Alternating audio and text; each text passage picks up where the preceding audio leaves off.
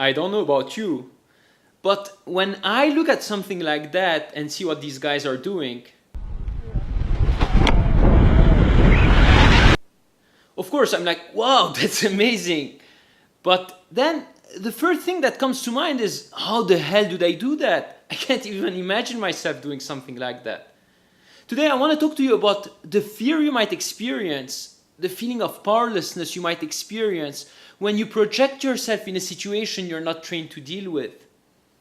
When we look at a guy jumping like that off a cliff with a fly suit, or doing whatever it is that we can't even imagine ourselves doing, we forget all about the training this person went through to be able to do something like that.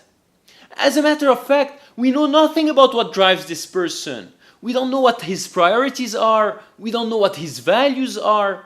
We're not even aware of the circumstances, the conditioning, the mind wiring, the genetic predisposition this person has to be able to give such results. His jump is reminding us of the limitations of our own comfort zone. We cannot do something like that because we don't know, because we don't have the skills or the courage yet. Of course, it's going to be discouraging if you project yourself in a situation like that and start measuring yourself with your current ability against this guy who has trained for years. To get a result like being able to jump off a cliff with a fly suit is going to necessarily require from you to expand your comfort zone. You're going to have to face your fears, you're going to have to deal with the unknown, you're going to have to do things you haven't done before, and many times you're going to have to act despite your fear. So, what's the moral of the story? When you observe results others are getting and that you want, but you don't feel you're able to get them yourself, well, don't panic.